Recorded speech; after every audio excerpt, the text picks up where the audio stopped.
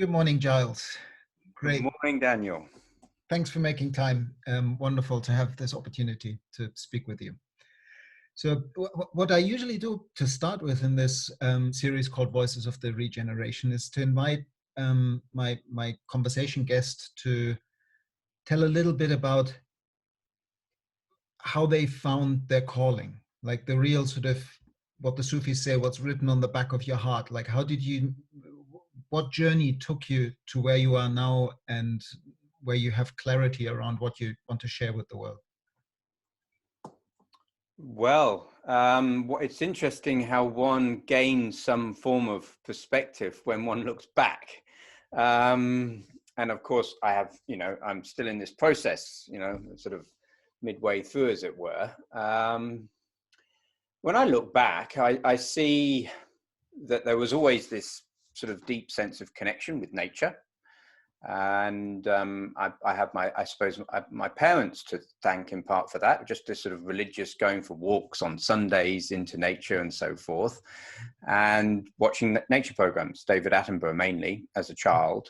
And I remember quite early on having quite a lot of heated discussions with my parents, who put up with these discussions around essentially how nature works, is what I was trying to explore. I probably didn't know that at the time, but I remember just comments, my father would say when we were watching, for instance, the salmon finding their way home, or how a duckling or gooseling sort of kind of went out of the nest and then found certain things and knew its destiny, as it were. And how, for me, the explanation that was just about instinct in the gene, and that's just how it happened, didn't ever ring true.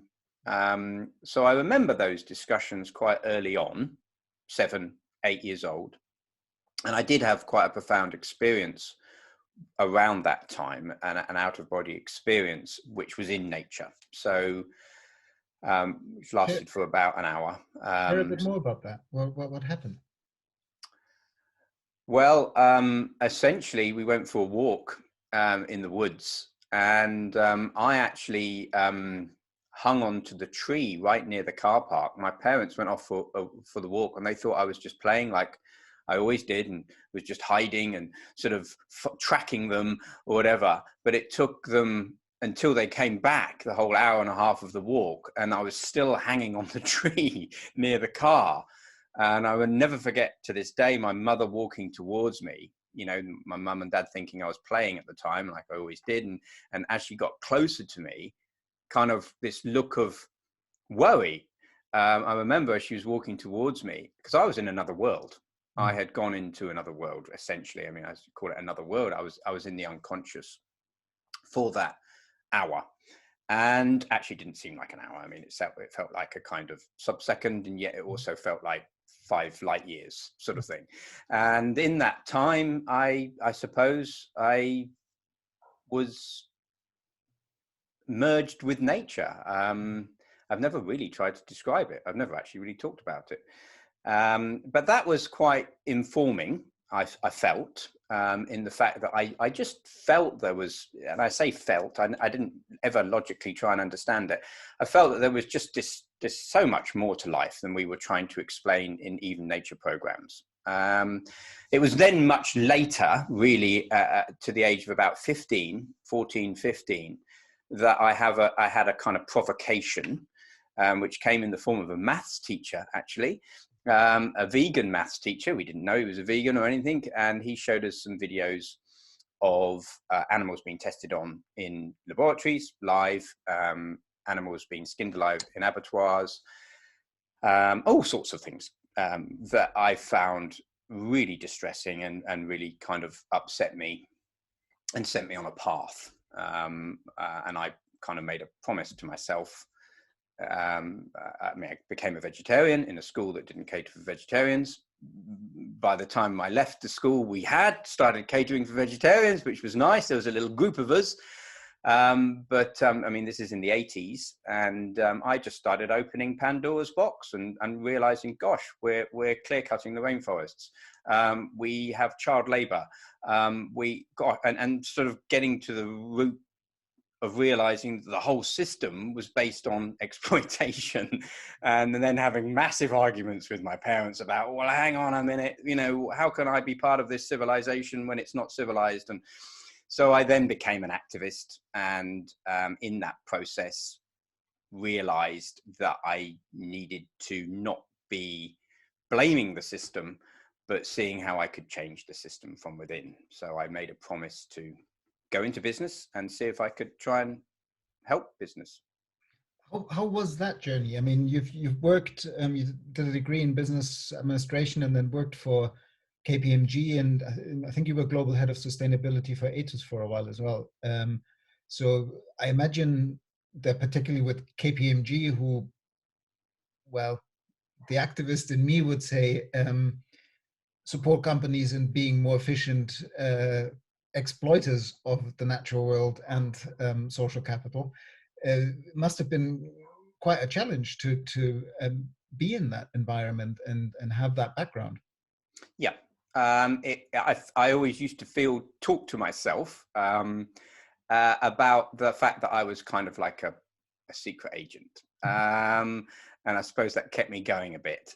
What happened is, looking back on it again, what actually happened was I was suppressing parts of myself. So it did come at a psychological cost. And yet perhaps it was a journey. It was like a departure, a separation into the unconscious, which wasn't a depth into my own depth. It was actually into the unconscious of society, to then come back and go through a return. But I only gained that with hindsight. At the time, I suppose what I found was that people at these companies like KPMG are not purposely trying to exploit. Yeah, no, absolutely. Yeah. They're actually really good people with, you know, looking after their children and families, many of them kind of contributing to initiatives in local communities.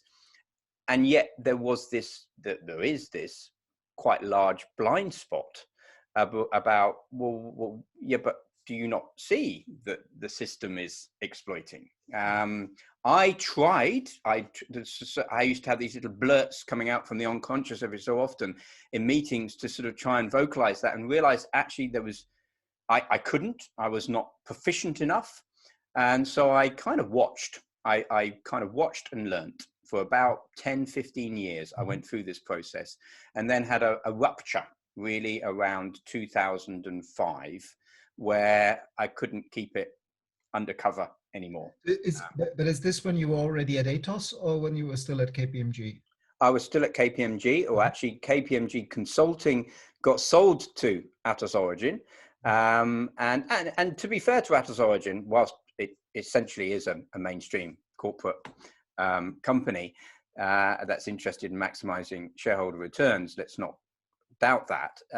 At the origin part was, you may recall, actually referred to in Frederick Laloux's book as one of the, you know, it was one of the first companies to explore the triple bottom line and to report sustainability. So there were aspects of that company that were very conscious. And so when I started to shift into going, gosh, which I started off by just because I was running a practice at the time. So we had 60 people that I was looking after, had a P&L and so forth, which with all the pressures that comes with, I started trying to transform that strategy into helping work with charities like WWF, Greenpeace and so forth. And then I realized I had to kind of move into sustainability. And when I did, then the shift into Atos Origin, there were at least some kindred spirits out there from the old Origin days. I mean, I remember that one of your sort of parting gifts, or I think it must have been one of the last projects you did with Atos, was this report on the company of the future, or whatever it was called, where you were sort of weaving in biomimicry insights, and it was really nice, like very insightful, well-produced PDF. And that was just before you left, no? Yep. So that was the firm of the future concept. We actually started calling it Tomorrow's Company was the first expression I used, but then I realized there was a non-profit called Tomorrow's Company, who we then actually partnered with. And we ran an event in London on the 11th of the 11th of the 11th. I remember it. It was a beautiful time. And yeah, we were running workshops at the time, Biomimicry for Creative Innovation, myself, Denise, Andy, and others. Michael Paulin was part of it, and so forth. We ran workshops in places like Amsterdam and Paris. Okay. So this was in parallel. You were still at Atos, and you'd already kind of partnered with others to create Biomimicry for Creative Innovation. Yeah, I was already, so I had the kind of rupture around 2005, which was again triggered by David Attenborough, by a program. And then I started trying to shift the business that I was working in, which was essentially business transformation, to helping charities. That was in 2006, 2007. I quite quickly realized that there's just as much toxicity and degenerative behavior in charities. And then I moved into sustainability. So I headed up sustainability in the UK in Atos Origin first, and then globally in 2007, 2008. So I started around 2009, and my finding Schumacher College was part of this. Around 2009, 2010, we set up Biomimicry for Creative Innovation. I met Andy Middleton at Schumacher College, and I had also engaged with Dana Baumeister, as you know, the co-founder of Biomimicry Institute, and we're starting to try and work out, well, hang on a minute, this deep love of nature, this sense of disconnection from nature, which I sensed was a root problem. How do I allow this to bridge to business? How can business be interested in this? You know, I'm just trying to make sense of that. Wasn't Simon Robinson part of the early team as well? Much later. Later. Okay. Yep. And you just mentioned part of the core problem. You wrote it. The first book you wrote was quite a philosophical book, but a really important book, The Illusion of Separation. When did you actually write that? Was that in parallel or? Well, my first book was actually The Nature of Business, that came out in 2012. That's the one. Well done, sir. You've even got one of the original copies, because there's now another version. But the Nature of Business came out. I wrote that whilst I was still at corporate life. So that was funny, because that was my first book. I never thought I'd be a writer. And I was writing that in airports, in between meetings. So it was kind of, looking back on it now, I don't think I could write a book like that. But it was really important for me to start bringing these things together. And Denise DeLuca, who was a biomimicry specialist, was a core contributor into that work at the time, and the work I was doing with Andy Middleton. So that was the first sort of pulling together of my thinking. And then the second, The Illusion of Separation, came after I actually left corporate life and started swimming deeper into kind of, well, going back to connecting with nature. And that was, that was a chance for me to explore the philosophy that I felt in my heart.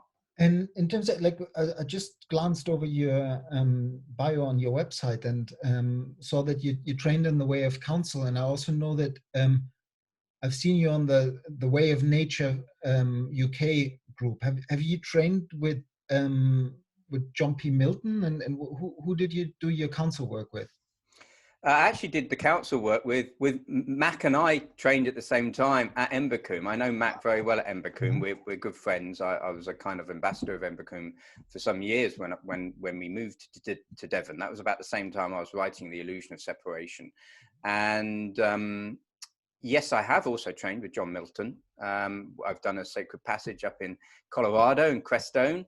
And John was going to come here actually to Springwood last summer, but because of lockdown, he couldn't. So yes, but no, I trained actually with Mac. Mac wasn't the trainer. It was me and Mac were in the same little group. It was a group of us from Embercombe. It's a lady called Pippa Bondi. I know Pippa. Yeah, she's Pippa. Just like, there's a lineage in the Way of Counsel that goes back to the OHA Foundation that I'm on the advisory council of.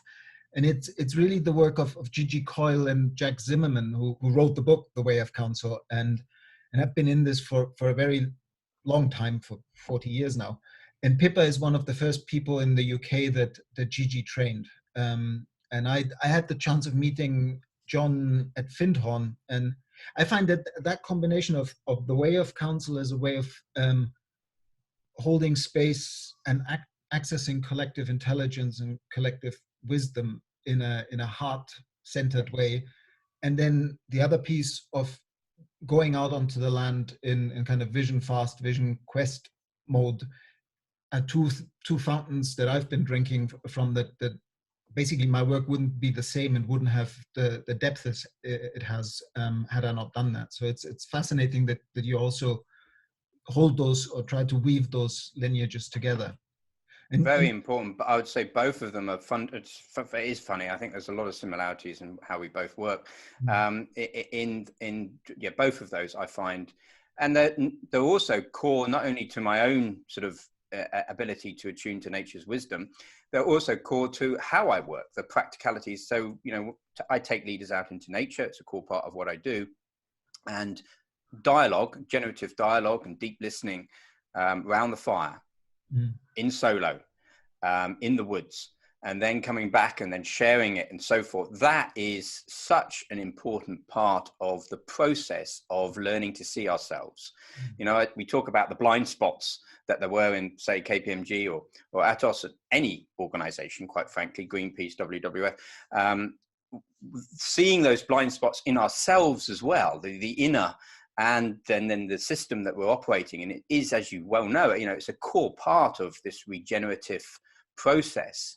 And I found a very powerful way to do that is to, one, be in nature, open up, be more receptive to the field, to ease out of the ego mind, if you like, the egoic mind. And two, to then be able to create that generative space with others, whether it be in pairs or whether it be a group around the fire. If you can create that psychologically safe yet deep space, then people have an embodied experience of this regenerative potential. And no, that's exactly how I would also frame it and have experienced it. Like, I think it's actually worth just going to both a little bit deeper. For me, these 4 simple invitations: speak from the heart, listen from the heart, keep it to the essence, and be spontaneous, meaning don't pre-formulate what you're going to say while somebody else is saying something clever, because in that moment you're not listening from the heart anymore. When you're in a circle that creates that space with every person that opens up and shares a bit deeper, shares a vulnerability, shares something that they might have been holding to their chest for many, many years, feeling like I might be crazy. Is anybody else feeling that? And suddenly you have this group of deep listeners that hold you in that space. And by opening up, you give permission to the next person to open up even deeper. And I personally have, as you said, felt embodied and in spirit these moments where you then find yourself saying something that when you stop saying it, what you just said kind of lands in the middle of the circle and in you in a physical way, where you go, where did that come from? And it's so in that moment, for me, the concept of, oh yeah, we should access collective intelligence, you can talk about it, but when you suddenly see what you can actually co-create in a sacred circle like that, and that you then also include not just the people in the circle, but whatever, the crow flying over it, the hoot of an owl in the background, and everything becomes meaningful, a gust of wind in the right moment. I found that really helps people to shift into a different, not just a different way of thinking, but actually connect with a different way of being, which of course we always have to be a little bit careful of, because both of those sacred technologies come from traditional wisdom cultures that well, there's a lot of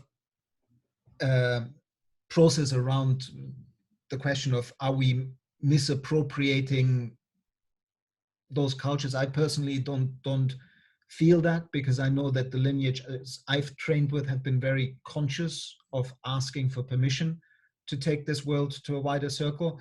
But yeah, for me, that way of counsel is critical in that. Have you, like, when you take business people into this environment, because I've done this a lot with youth in this critical phase when they leave school or leave university, take them through a program where they both do council work and solo time work. How do business leaders respond to that when you? Well, it's fascinating. I mean, everything you just shared is you know, exactly the reasons for doing this work. Because I feel, you know, we can sometimes get, regenerative is quite a big continuum, as you know, from everything from agricultural, soil conditions, holistic management, and unsavory work, all the way through to the work I do around leadership and culture and so forth in organizations. And yet what underpins it is actually some commonality, is something quite deep that just is shared throughout all of that. And I would argue that actually it's this opening up to the field. It's being regenerative in this quality of being, and then bringing that, whether that be to designing a local biome, whether that be designing the way in which we farm or our supply chain or our relationships, right the way through to how do we see the blind spots in a system? How do we work with the systemic shifts in an organization? So underpinning that is a quality of being that infuses our doing. And as you have just described, that ability to sit in circle, connect to nature, and bring in that wisdom, bring in that spaciousness, is such an important part. And I would argue that that is continuing and enlivening the lineage. And therefore, as long as it's done in an honourable and sacred manner, then it is keeping it alive. It's helping that lineage be regenerative. So to your question around, how does one apply this then to mainstream business leaders who run supply chains in chemical companies, for instance? Well, I've been thrown in the deep end on a number of occasions because I also work with business schools like Oxford, Cambridge, Ashridge, executive education, and so forth. And often the leaders who come, the leaders who come and visit me and do my work in the woodlands are usually already on the journey because they've either read my work or their organization is already open to this. So, there's already a crack of light. But when I'm in a business school, many of these leaders are, sometimes have just been put on a mainstream business course. And then suddenly they're going into the woods with this chap called Giles Hutchins. And my job is to sort of, initially meet them where they're at and give them confidence that I understand business and that I, have had my own experience of leadership, of managing P&Ls, of making profit, and all of those things that unfortunately people feel in that environment that they need to be met where they're at. And then quite quickly take them on a process in nature, and it can be within the first hour, of allowing them to ease, to move out of that rational mind. You have to feed it a bit, I've noticed, to then ease. I don't actually then do circle work until perhaps, say, after lunch. So if I've had them for the morning, because there's a lot of work that then can be done, including some deep meditation work, being in nature, observing nature. I use science as well as shamanic techniques to really allow all of their intelligences, the rational, the intuitive, the emotional, and somatic, to be enlivened. Then they're kind of full, they're satisfied, then they're able to go out of that kind of questioning, slightly on guard, defensive mode into, oh, okay, I feel safe. This is okay. Okay, Giles might be a bit different and a bit way out for me, but he's essentially a business person. I can kind of trust him.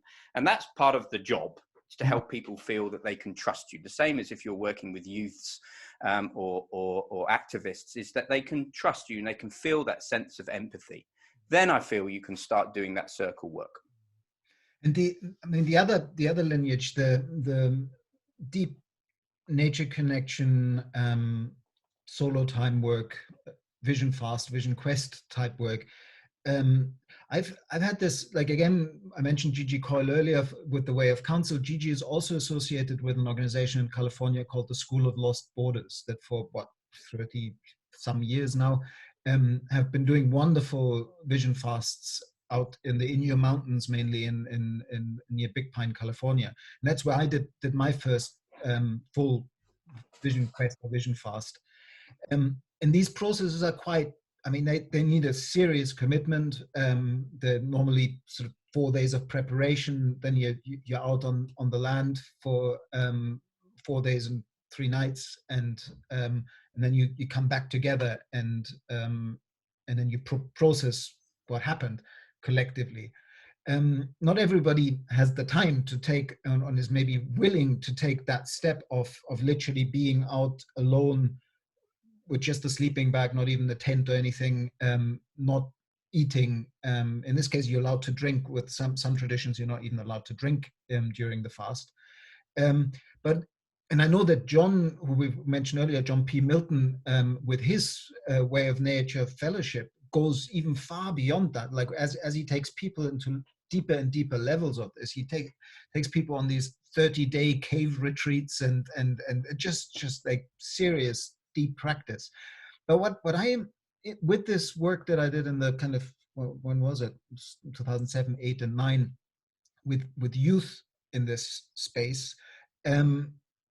I discovered through another friend called Silke Jakone, who's worked a lot with Outward Bound, training trainers for Outward Bound, that you can actually condense this vision fast experience into relatively short periods, like even a sort of threshold walk with a question to hold in your heart, an hour of solo time in nature can already open up an experience for people that you can unpack. So do you, and from what I've just heard, because you said like a morning and then you take them into counsel, you also work with shorter kind of solo time experiences. What's your take on? Yes.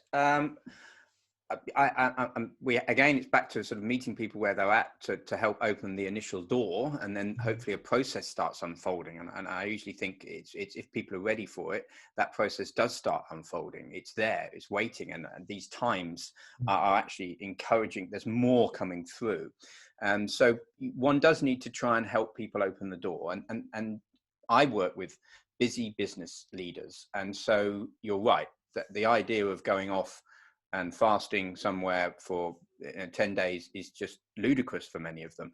That said, I mean, what we do here at Springwood with the 60 acres of woodland here, it's close to London, it's close to airports, so it's easy for people to get to, is usually just start with half a day or a day. I mean, I always try and encourage it to be a day, and that's just coaching, that's just being in nature. You know, we have deep listening, we have practices, we're sitting next to trees, there is solo work, but it's very much blended in with what are the challenges that they're experiencing in their organization. After, if I was doing a coaching practice for a CEO or a board or something, after a couple of sessions like that, then we have an overnight solo. And so the overnight solo is again that they would, because you've got to kind of condense it. They arrive by about 2 o'clock in the afternoon. I spend some time with them preparing. I've already given them some preparatory homework and so forth, and encouraging them to go through some form of purging and fasting, emotionally and physically, for some time before. But you know, you have to acknowledge that not everybody's going to do that. And then from 2 o'clock onwards, there's a period of sort of preparation from 2 to about 4 or 5. And also in that time, we're setting up their camp, which I try and encourage it just to be a bivvy and a space. So bivvy, sleeping bag and space, but sometimes, you know, they have a tent as well. And then they have a period of time from about 5 or 6 o'clock for about 18 hours. And that process isn't about getting a good night's sleep. It's about, as you know, it's really about this whole liminal space of playing with the conscious and unconscious and being aware of that liminal space. So very simple practices, but powerful, timeless practices like yoga nidra and certain mantras and mindfulness meditation just help them during that process, so they don't get too caught up in the ego, because otherwise 18 hours can be this kind of whereas if you can try and allow that liminality to happen, then you're right, you can allow something reasonably profound in a short period of time. I still think there is validity for these multiple days, because of course you're constantly seeing yourself from different angles and exploring blind spots. Back to our, you know, what's regenerative, seeing the blind spots in yourself, and then having solos where we hold space for the system that they are leading. And that can be quite different, where they actually are aware of themselves, but that actually sense into the psychological and energetic flows of the system. Yeah, there's definitely a difference. Like, while I think that even a 1 or 2 hour solo or 24-hour solo overnight with a bit of fasting, that's already one step. Of 18 hours probably works better with the kind of people you're working with. When you actually take it into the space of 3 days, 4 days, 3 nights, that kind of longer period of fasting, of course, for most people who aren't regular fasters, you do actually get to that whole other space of your body becoming weaker, and you're pushing much more into, like, in the way of the traditional framing of rites of passage. There has to be that little bit of an element of, while of course these organizations hold this in safety, it's not like they risk people's lives, but you personally get to the point of questioning, is this actually gonna, like, am I going to get through this? Can I do this? So by really getting to that edge, and normally, I mean, I find that right now as humanity, we're even in a stage, you could say, that we're going through a collective rite of passage, because our cultures have denied this important way of becoming an adult and becoming a responsible member of the wider community, let it be human community and wider community of life, that all traditional cultures had in some form in order to make teenagers into mature adults. And one of our big problems, to my mind, is that we're governed by uninitiated teenagers. They might be 60, but they're still in that energy of give me, give me, give me. I have a entitlement. And it's the humility you get in a rite of passage where you push to the edge of your own survival, that you then find the humility to actually ask, how can I be of service? And so I think there is definitely a role for those deeper processes, but it's so important. Like, with a number of people on this series, like with John Elkington, and just recently with your co-author for Regenerative Leadership with Laura, we were talking about this importance of even leading people to the bridge, and then also building a bridge between the worlds. And your work, for me, seems you're perfectly placed with your background to take business leaders into a space that they initially would probably, if other people tried that, would feel quite a bit of, what are you talking about? But because you have the background in business, you gain their trust, as you just said. What happened, like, for you personally? What happened in that longer vision fast that you did? I broke the rules early on. Whether John knew I was intuitively going to, I don't know, because he mentioned a cave, and so Crestone is a sacred place. There's no doubt about it. The mountain that we were on has something like 300, I think 3,000 foot crystal in the rock that we're on. So there's this energy throb. And he taught us some beautiful geomancy before, which I've always been fascinated by, sitting on certain rocks and so forth, and opening oneself to the cosmos was very powerful practice for me, coupled with Qigong and Tai Chi. So by the time we got to the solo spot, I was already pretty ripe. And I looked up, I remember calling in the directions and going to each of the spots. I had quite a lovely spot, actually, in these different areas. And when I got to the southwest point, which is quite interesting from an energetic perspective, I turned around and looked, and I saw this cave about 1.5 miles up. And I thought, oh my gosh, I'm going to have to go there. Even though, of course, I shouldn't really move out of my spot. So, I mean, that evening, I just, before the sun went down, I just sort of went to sort of check, is it even viable for me to go up this cliff face to this ancient shamanic cave? And I looked at it and checked it out, and I thought, the next morning I will give it a go.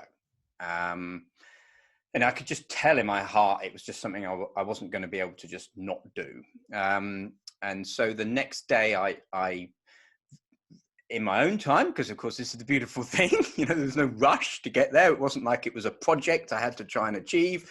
I could just, I used Tai Chi going through what was this valley of thorns that was just getting steeper and steeper and steeper, and using my arms to go through it. So I was not breaking any branch, and very slowly. And that in itself was this meditative practice. I remember explaining to John afterwards, after he told me off for going up to the cave. He was like, well, I'm really, he was like, oh, that's how I go up there. So it was nice to go up there in a sacred manner. And of course, got to the sort of top ledge, by which point in time we had this freak weather. It's meant to be, so it's May time. It was meant to be sort of quite nice weather, and I thought some of the sacred passage I'll be sort of meditating and sunbathing at the same time. But instead it was freak. We had snowstorms, sandstorms, really strong winds. Something weird was happening, and John hadn't actually seen anything like it for the 40 years he'd been running there. And he did at one point wonder whether to call it off, because it was getting quite brutal. And for me, actually, it worked. It's probably exactly what I needed, because it stopped me from just sitting on a rock comfortably. But by the time I got up to this cave, this ancient cave that had obviously been used for thousands of years by shaman, the snowstorm had started, strong winds, and the voice of my mother, bless her, came into my mind when I was along this cliff edge. You know, there was this tree. Yeah. She said to me, these voices was, just don't do anything stupid whilst you're out there, Giles, because the whole of it's not just you anymore, it's your wife and children, you know, something like that, which just sort of lands as this sort of weight of responsibility. And there I was up there, realizing I needed to move past this tree and its roots along this quite thin cliff edge to get to the cave. And that to move out of the roots, I wouldn't be on the cliff edge. I would be literally, and there was a fall of a good couple of 100 feet behind me. So I had to go round and through.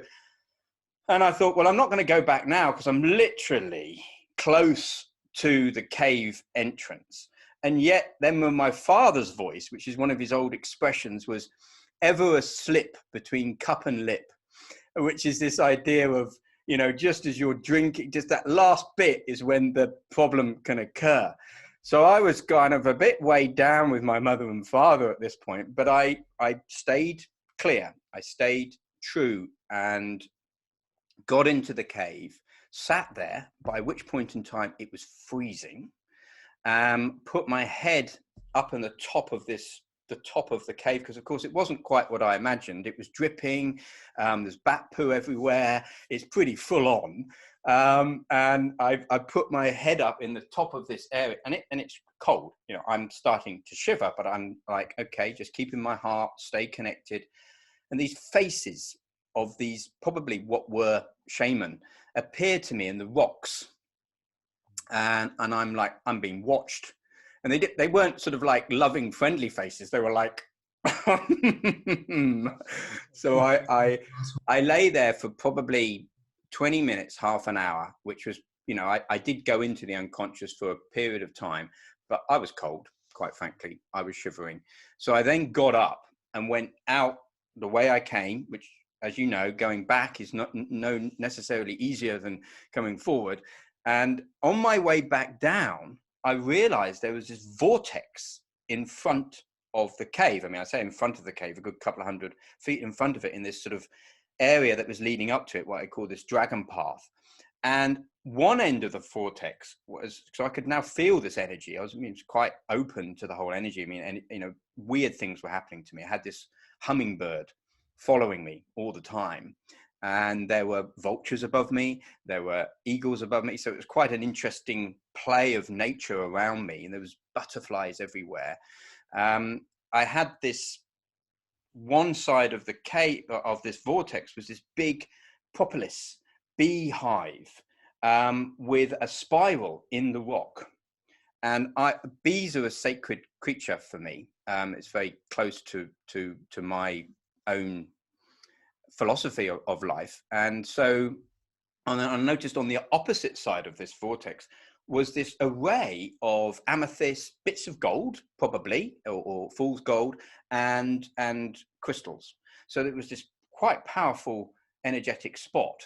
And I went over and put my head to the back of this vortex. And I explained this to John later, and he was like, gosh, you know, that is actually, because it was funny because there was more energy there in a way than there was the cave, for me anyway. And I relayed it back to John, and he was like, yep, and I sat there with the back of my head, the whole of the back of my head opened. And I had this image of, you know, those sort of like extraterrestrial people that have that large egg head. Yeah. So one of those kind of came to me, and I was a bit, one loves to think that in those moments you just stay with it and go deep in. But actually I was a bit afraid. And so I kind of opened my eyes because I thought, whoa. And this hummingbird was just directly in front of me. To the point where, again, it was a bit scary. You know, it was a bit like, whoa, you know, you're the sharp beak and everything, you're directly in front of me. But so there was this connection. And so I sat there for a bit longer and then walked down. When I got back to my spot and I felt, phew, I can now just sit at my spot, because I then had 6 days. That was the first day. And then I had 6 days just to chill in my spot. I mean, literally, as you know, it's not really chilling. It's a constant struggle with the ego, or it was for me anyway. By about day 3 after this episode, I finally found my heart open. And it was essentially it was Qigong that did it. And so I had a day of just walking around my spot deliriously. It was freezing cold. I had 4 or 5 layers on. I had this little routine because I insisted on trying to fast, even though John said don't because it's so cold. But I had this little routine of just making myself this lemon and honey, and then trying to have a movement, which by that point in time was becoming increasingly less, having a pee. All of this was sort of like a little routine. And sitting on these little areas I'd found, these sort of stones where I would sort of just try and allow myself to be in the cosmos.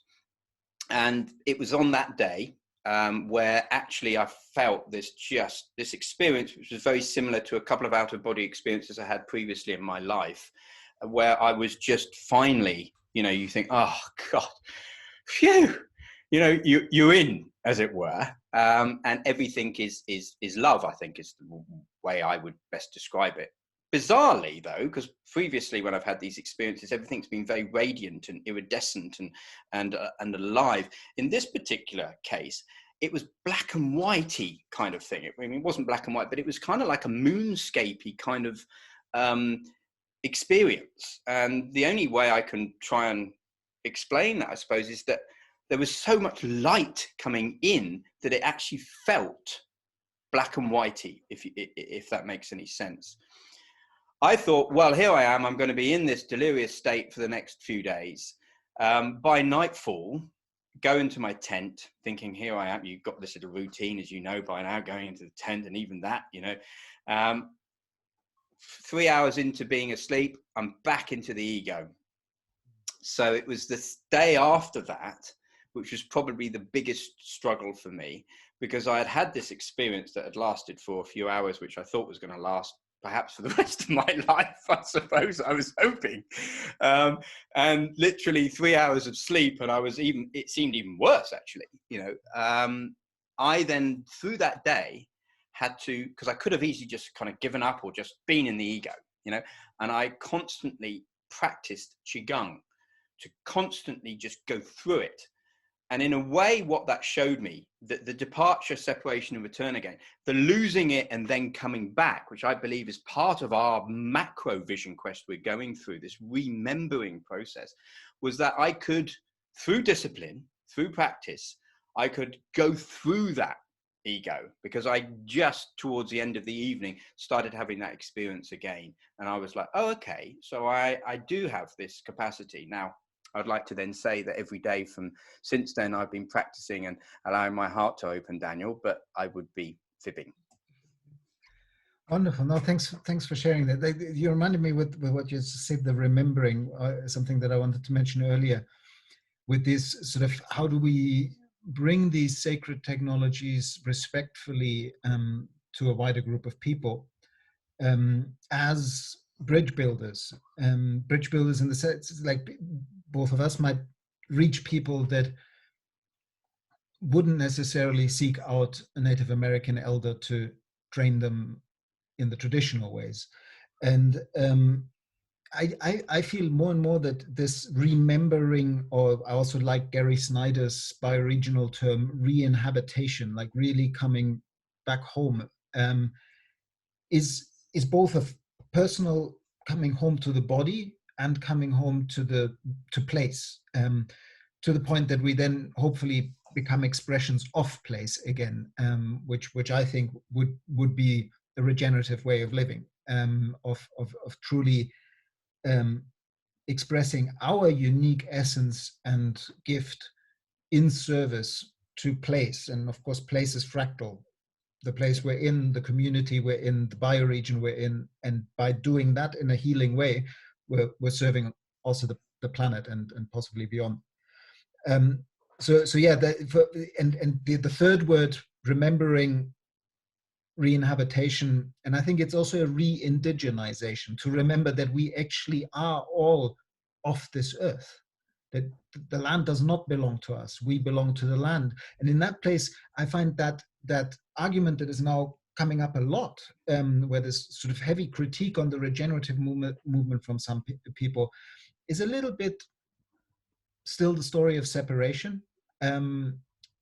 I can understand the trauma and the hurt of the past that needs to be honored and worked with, but I still think we can all re-indigenize. Ultimately, we are all indigenous to Gaia, to this planet, and I think that's part of the journey. But I also wanted to briefly mention, because we talked about John P. Milton so much, that I had this wonderful experience when I finally, while I was living at Findhorn, got to the point of realizing I needed to work with business as well. That for too long that had been the ones to blame and fight. I remember there was this phase where I just bought a whole bunch of books from Peter Senge and from Otto Scharmer and Joe Jarofsky and all those guys, and I kind of read them all, and this name kept popping up. Suddenly I was surprised that each and every one of them, there's this beautiful book, you probably know it, what's it called, Presence? Joe Jarofsky and Mary something Fowler and Otto Scharmer, and each one of them recounts experiences in Baja California with John P. Milton. So I remember highlighting on this name, John P. Milton, must find out more about this guy. Then I found out that because I know Hannah and Maurice Strong, who financed the whole Crestone project. Maurice Strong is the guy who set up the Rio conference in 1992 with the UN, and he basically bought the land of Crestone and asked John to be part of the Sacred Land Trust that he's still a trustee of. And in a typical Findhorn magic way, like, because I kept thinking about John P. Milton, suddenly a friend of mine that I was running Findhorn College with calls me up and says, you know, John Talberg is in town and he's got a really interesting visitor this evening. I think you might enjoy meeting him. I said, what's his name? And go, John P. Milton. And then that's where I met John for the first time at Findhorn, in a real kind of ask for it and you shall receive way. He suddenly walked into my life. I didn't have to go all the way to Crestone. And yeah, he's, I mean, his whole story, for those people who are listening who don't know about him, is just fascinating, because he, from a kind of Scandinavian Native American heritage, being trained in vision quest rites and so on from a very early age, like he asked to go on his first vision fast when he was 3 or 4 years old, and by the time, normally you're a teenager when you do that, and so they finally allowed him to do that, the first one, when he was 6. And then he worked on the pipelines in Canada as a kind of young, energetic man looking for some income, and realized all the danger, well, the destruction of the natural world through pipeline building, and co-founder of Friends of the Earth in North America, and then helped organized the 1972 conference on the environment for the UN. I think in the early 1970s, he wrote a paper entitled "The Effect of Rising Carbon Dioxide Emissions in the Atmosphere on Life as a Whole." So early warning bell on climate change as well.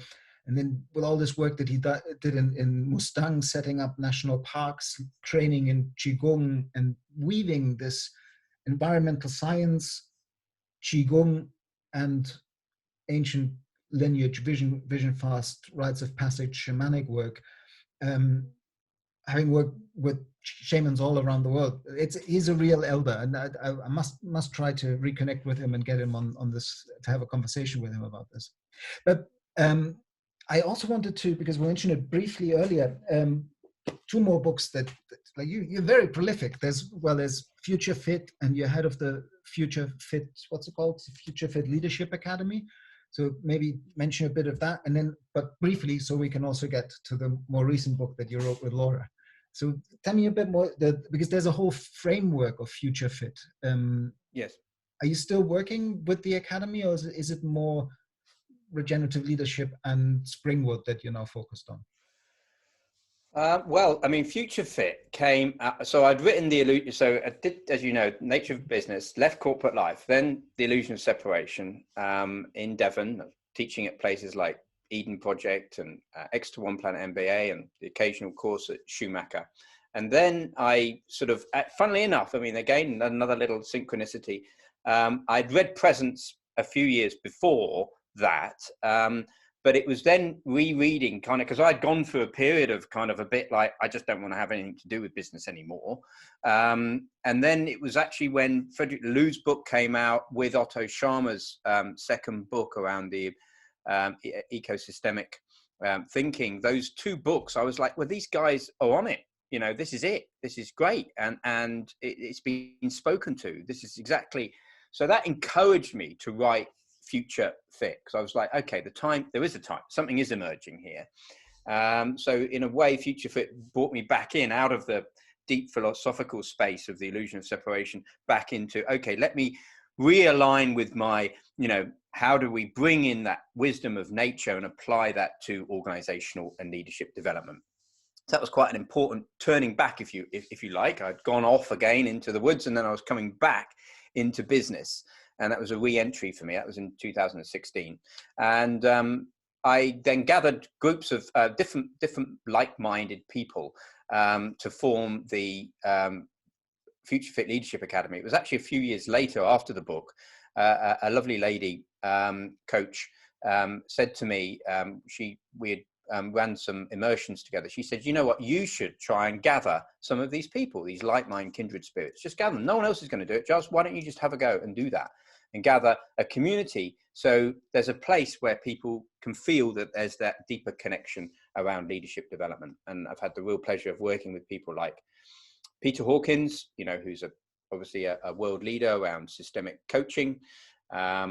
Richard Barrett, as you know, the work that he does around human emergence, and lovely people like Lynn Sedgemore and their work around the sacred feminine and so forth. So working with and gathering those people really as a community. Now, you're right, recently with taking on Springwood, which has been a massive kind of activity in itself, the idea of writing another book, let alone running communities, has had to just park a bit. That said, I've just set up a charity called the Regenerative Futures Foundation. So I will be starting to give that some energy once things are flowing a bit more.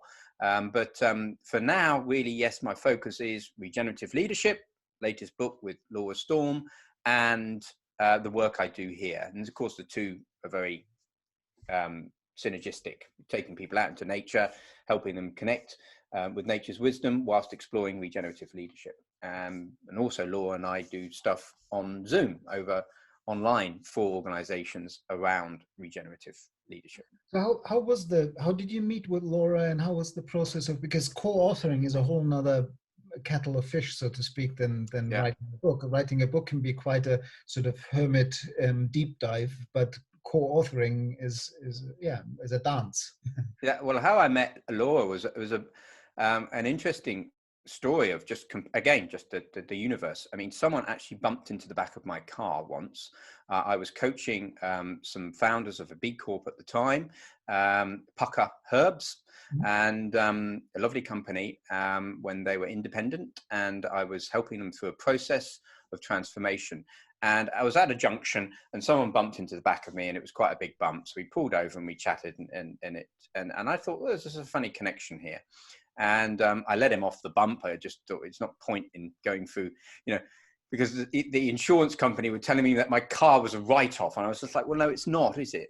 And so we didn't bother with that, and we kind of became friends. And he read The Illusion of Separation, and he was actually quite a well-known poet, and he connected me with a gentleman called Martin Palmer, who was actually advisor to Prince Philip at the time, the Queen's husband, advising around essentially religious matters. And he runs a charity called the Alliance of Religions and Conservation, and helping faith groups explore how they can actually maintain their faith through how they invest their money, through how they engage in conservation. And so I actually, through this coincidence of bumping in the back of a car and him then passing this book to Martin Palmer, and Martin reaching out to me and saying, let's connect, then came to Martin asking me to help him with a project so I was his senior advisor for a few months to explore faith-consistent investment. So I got involved in the investment world of helping explore how banks, investors, family offices could help faith organizations actually invest their money in the things that they stood for. Because at the moment they were investing, we're talking trillions of dollars, in stuff that doesn't even align to their values. So that was quite a fascinating exploration. One of the workshops I ran for Martin Palmer was co-facilitating. He said to me at the beginning, and this was in a Quaker hotel in London, he said, oh, we've got this lovely lady coming over from Denmark. Do you know her? Laura Storm. I said, well, no, I don't actually. Oh, it's this fascinating story of she had this blackout. She had a minor traumatic brain injury and was out for a number of months. And in that process, she's had this sort of spiritual awakening. You should meet her. And at the conference, we didn't actually meet. She talked. I remember her presentation, very eloquent, lovely energy. But we didn't really talk. We just exchanged business cards, and that was that. I think it was a couple of months later, she reached out to me and said, whoa, I've come across, I've been looking at your work. I've been reading your books. Would you like to be interviewed on my podcast? I'd be honored if you be the first person on my podcast to interview. And that was the beginning of us getting to know each other. And so it's been now, 3 years, I think, just over 3 years. And in that process, yes, we didn't plan to write a book together, but it's, as you know, a rich alchemic process to run workshops, let alone to write a book together. So yeah, it's been a fascinating journey. And I've been in touch with her for a couple of years, but we finally talked last Friday, and had a really lovely connection. I'll post the conversation with her before I get to post this one, and we talked for about 90 minutes, and then hung up the recording and ended up talking another 90 minutes. So yeah, let me just quickly. A little bit of the degenerative word has just come in. In Spain, people have the terrible habit of sometimes pouring solvents down the drain, and have a bathroom door open and suddenly it's smelling of solvent. Just need to close that. Horrible. Suddenly my whole room stinks. Anyway, before we finish, because I know you need to go soon, I would love to hear a little bit more about Springwood, because I can't wait to come and visit you. You've become the custodian of, did you say 60 acres of ancient English woodland, just near Heathrow somewhere, is it? Near Gatwick. Near Gatwick. In Sussex, yeah. Tell me a little bit more about the story and your vision for it, and where the project is at. Yeah, and I hope you come here one day, Daniel. I really do. Just as I'd love to come and see your habitat. And I love this re-inhabiting idea. It's very nice, sort of embodying, remembering. I love that. So yeah, I mean, it's funny because when I was out in Crestone, that was in the middle of the deal of trying to purchase this place. So it was a quite stressful time. And it was bizarre how the universe allowed it, because I didn't want to cancel my vision quest to Crestone, but of course it would have been so easy to do. And in the middle of trying to make this deal happen about what was something profound. And yet the solicitor I was using had his honeymoon on the exact dates of my vision quest. So I was like, nope, okay, I've got it. Yeah, there you go. It's the universe telling me, look, he's going to be off. Okay, there's other solicitors that I had involved because it was quite a complex deal, but no, I'm going to do this. But of course, when I was out there for the first few hours, it was like, oh, what's going on? So yes, back in February, about this time 2 years ago, I sat in the woods. It was actually just after Valentine's, so it was a month later. I sat in the woods at the place I was using in the Cotswolds, a sacred valley near the Golden Valley, really good energy. I sat in the woods. I'd never particularly wanted to own land. I was involved in, as a chartered surveyor earlier in my career, around property and the racket and also perhaps my sacredness to land meant that I found the whole concept of ownership a bizarre one. So I'd never really had that interest in owning land. Yet I was running these workshops in this forest school in this lovely valley the farmer allowed me to use. And it became obvious, the more I was doing this work, the more interested I could see people were in it, more profound it was, and more it was part of my work. And I needed to sort of use the space more. And of course, I couldn't always use the space, and they started putting the rent up. So I felt the universe was kind of cajoling me a little bit to say, find your own space. And I still have a beautiful healer, spiritual lady in my life who actually said to me, you need to find your own place. That's what Spirit is saying to you. You need to find your own place. You need to work on that. You need to set intentions around it. This year, Giles, you need to do it for you and Star, your wife. That's what Spirit is saying. So it was actually Star, my wife, who provoked me to go out on this particular time because the kids were away for a few hours. And you know what it's like, it's sort of suddenly there's a bit of peace.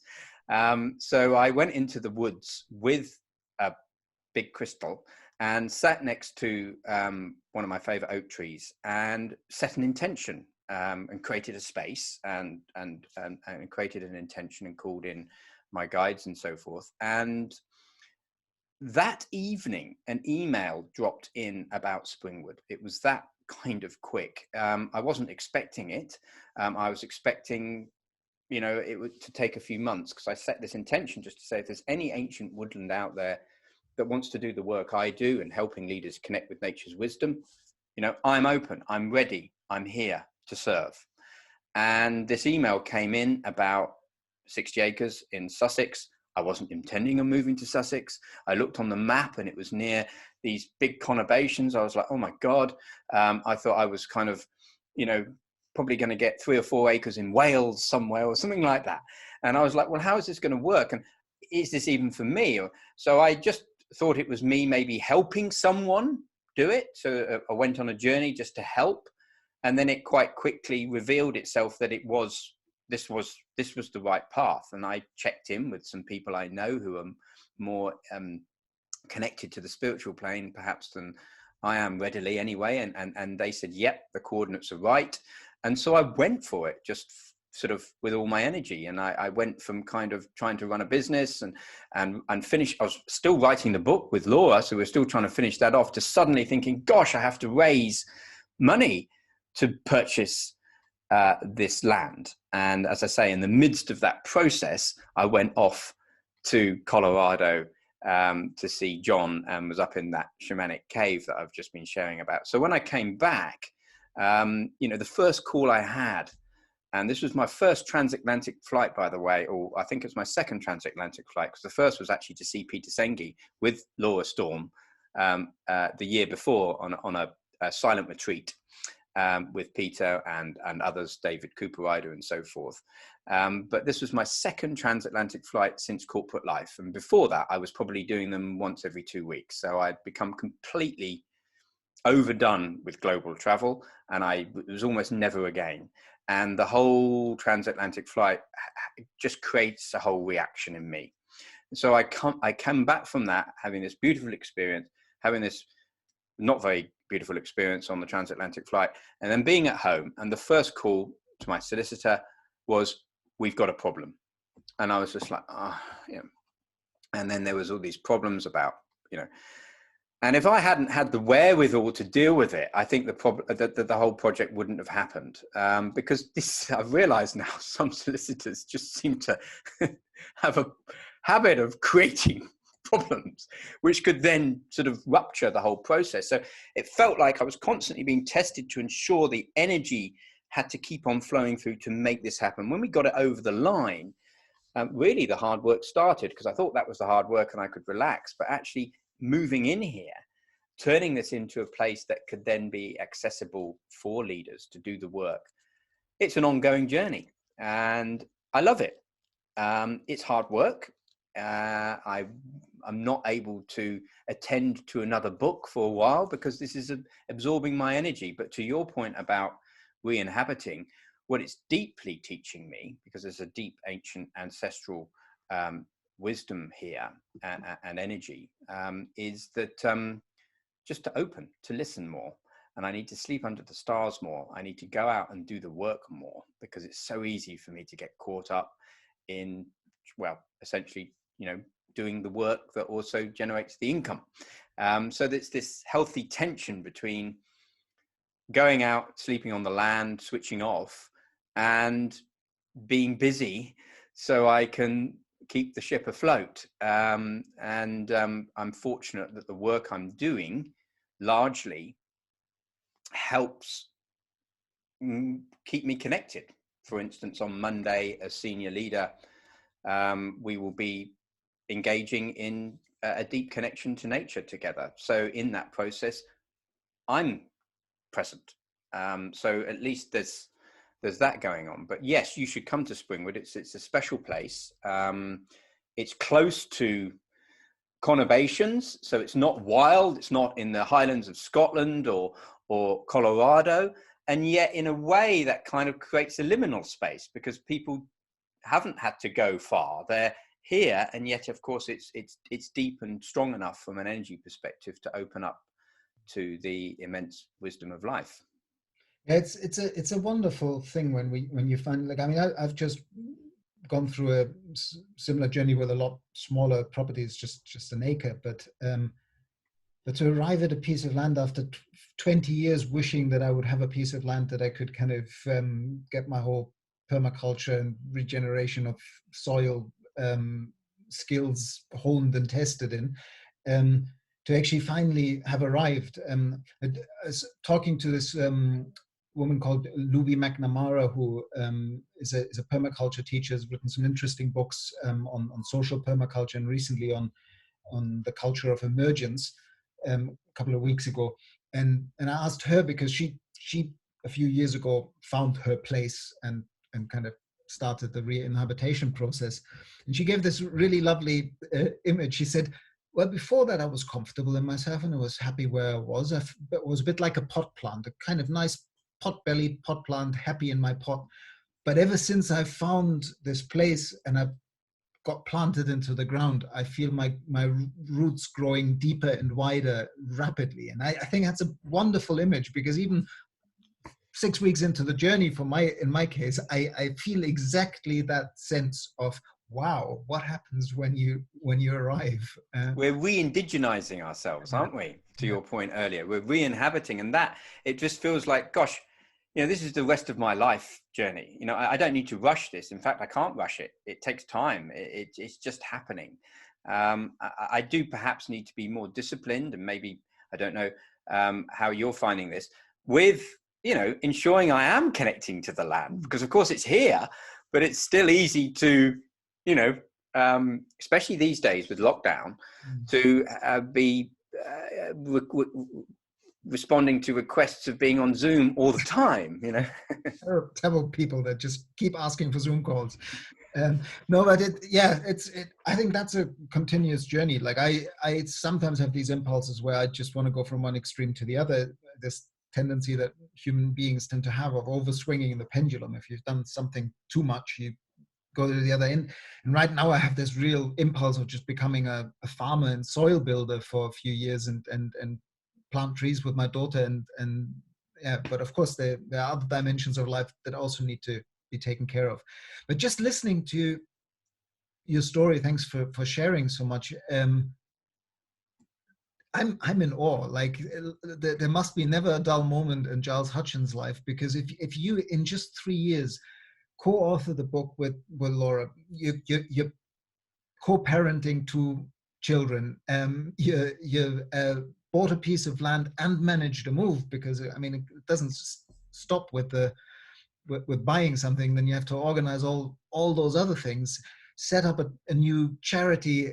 I'm in awe how you managed to do all that. But maybe that's the wonderful training of having worked the kind of corporate KPMG life. So 70-hour weeks are just the norm. I take my hat off also to my wife, Star.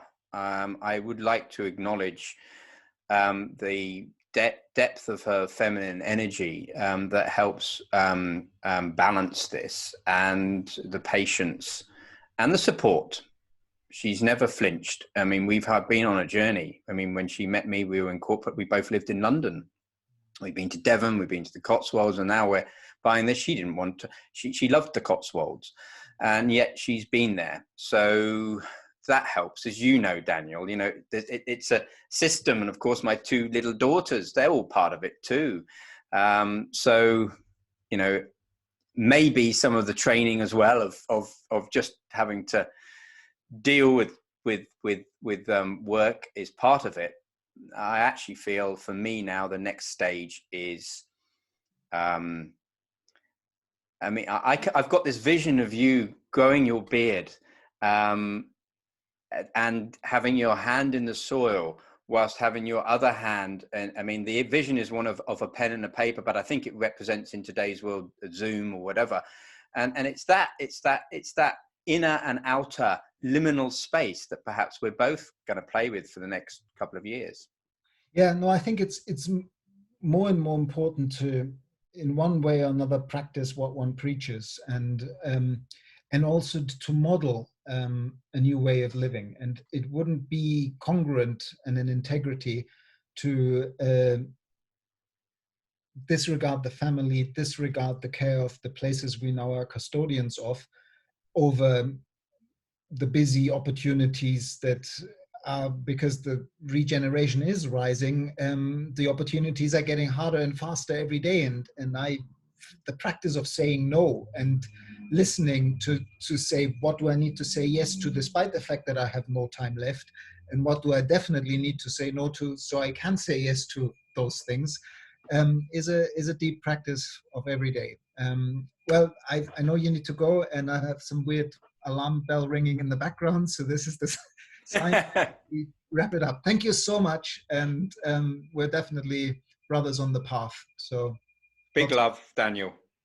Bye bye.